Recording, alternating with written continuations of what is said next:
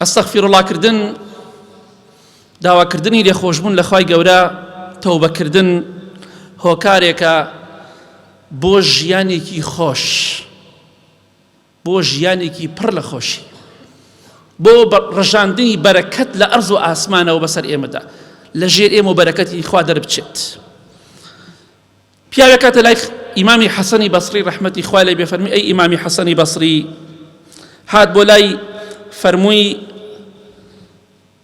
فەقیرم، دەستم کورتە، فەرمووی بڕۆ ئەستەغفیر الله زۆر بکە. پیاوێتر هاتە خزمەتی فەرمووی ئەی ئیمامی حەسەنی بەسری وشکە ساڵیە و باران نابارێ، فەرمووی ئەستەغفیر الله زۆر بکە. پیاوێتر هات بۆ لای فەرمووی مناڵمان نابێ، فەرمووی ئەستەغفیر الله زۆر بکە. پیاوێتر هات بۆ لای فەرمووی زەرعاتەکەمان کشت و کاڵەکەمان بەروبووم و بەرەکەتی نییە، فەرمووی ئەستەغفیر الله زۆر بکە. فەرموویان ئیمام بە هەمویان فەرموو ئەستەغفیر الله بکە. فەرمووی بەڵێ. نوح پیغمبر سلامی خوای لەسەر بێ بە قەومەکەی فەرموو ئستەغفیروا رەبەکم ئینەهو کانە غەفارا، داوای لەخۆشبوون لە خوا بکەن، خوا لێتان خۆشە بێ. یورسیل السەماء عەلەیکم میدرارا، لە ئاسمانەوە خوا بارانتان بۆ دەبارێنێ. سوێن بەخوا ئەگەر هەر کەسێک لە ئێمە ئێستا مشکە ساڵێکە ڕووی تێمان کردووە، خوای گەورە بەرەکەت و باران و ڕەحمەتی خۆی بڕژێنێ بەسەرماندا. والله هەر کەسێک لە ئێمە ڕۆژانە 200,000 جار ئەستەغفیر اللهمان بکدا، ئەم کۆمەڵگایە سوێن بەخوا بارانێک دەباری ئەو سەری نەبێت. ئەگەر خوای گەورە وعدی داوە ئەستەغفیر الله زۆر بکەن، بارانی بە لێزمە و بە خوڕتان بۆ دەبارێنین. يرسل السماء عليكم مدرارا ويمددكم بأموال وبنين ويجعل لكم جنات ويجعل لكم أنهارا. أو كاتا إيوا أجر أستغفر الله تنزور كرت قرانو بولا إخوة خواي قورا منالي زور تاندداتي، مالو سروتو ساماني زور تاندداتي، باخی خۆشتان دەداتێ، ئاو ڕووبار و کانیا و کارێزی جوانتان دەداتێ، کانیاوەکانتان بۆ زیندوو دەکاتەوە، ڕووبار و بەحرەکانتان بۆ زیندوو دەکاتەوە. ئەگەر ئەستەغفیر الله بکەن، کەواتە ئێمە پێویستمان بۆیە ئەستەغفیر الله زۆر بکەین.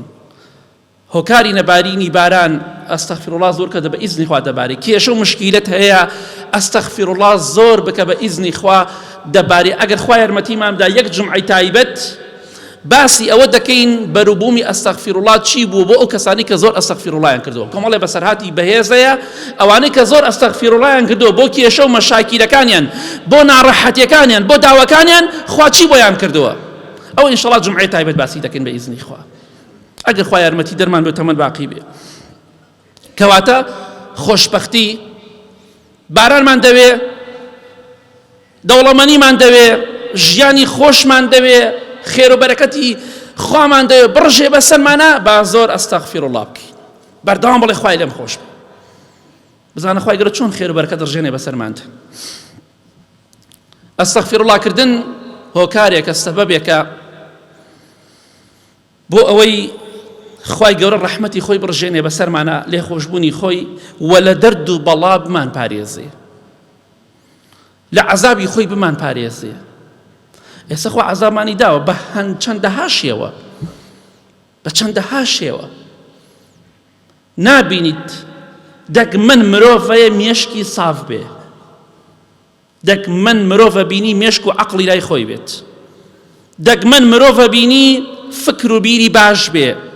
کوا کەمە زۆر، کەی جاران خەڵک وا بوو، کەی خەڵک جاران وەک ئێستا تووشی فیقدان زاکی دەبوو بوو. ئێستا مناڵەکانیش هەڵی جەڵدەڵیانی داوە، گەنجەکانیش بە هەمان شێوە. بەداخەوە چونکە خوا عەزابمانی داوە، چونکە خوامان لەبیر چووە، چونکە دینی خوا تەطبیق ناکەین بە پێویست. خوای گەورە دەفەرمێ وما كان الله معذبهم وهم يستغفرون.